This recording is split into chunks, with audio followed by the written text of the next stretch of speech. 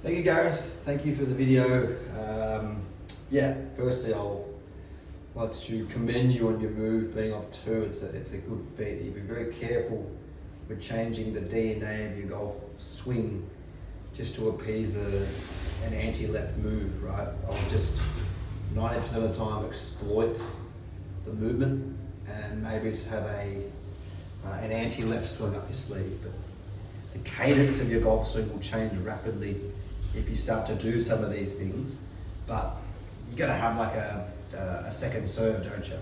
So, firstly, like when I look from the front on, lead will certainly forearm pronated inwards this way. I can just see a lot of the old back elbow. It just gives you more opportunity to close the face. So something to play around with. I'm not sure this is the be all and end all, but when I see this look through the ball and that grip, I just go, you're going to be seeing some left balls, which you do. So could be something you just play around with in terms of, currently we can see maybe 3.5 knuckles on your lead wrist. Perhaps we go to 2 knuckles, index finger, middle finger, visible to me. And you can see a bit more of the underside of your left forearm. So we're going to neutralize it a bit. It's still going to be on the strong side, but we're going to neutralize it a little bit. Trail wrists look pretty sound. So the look I talked about from the front on was hubs. So let's talk about sternum and belt buckle here. And from the top of the swing, to me there was a lot of, more than we'd like in terms of separation between sternum and pelvis there, okay? Then we get into too much, we call it right side bend or right tilt. And of course that's going to shoot the swing direction out to the right, and then the high exit plane will come as a consequence. So I think slight grip change, especially with the left hand, and then intention change from the top of the swing, which is great. It's not like you're inside or anything. Let's call parallel to the ground, you're on your tone line.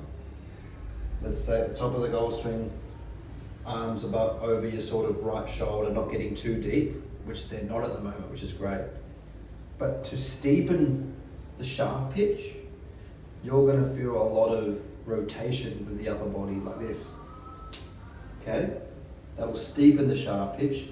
Currently, because the lead hip's kicking lateral, you notice how the shaft will flatten. It's not that bad, but kind of going that way, isn't it? So we're going to feel like the lead shoulder from the top of the golf swing goes down. See how flat my shoulders are now? That's a feeling. And then the visual intention will be, as we said on the video, there's an alignment stick on the target line. And if I'm from the top feeling a bit more rotary here, we're going to swing left. Okay? So my exit plane as a byproduct will be a bit lower. My rate of closure of the club face will be less flippy. If I'm swinging more left, I don't need to flip it. And just seeing the little left to right shape as a defensive shot, which you'll need sometimes. Punch shot. I also want you to visualize the ball launching in a lower window, because that'll suggest you're going to get a bit more steep, right? So visuals are important.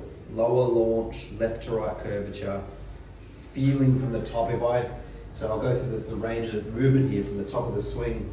Here's maybe our old swing, and here's maybe a exaggerated version. Here's what I want you to perceive coming down, which will neutralize sternum belt buckle.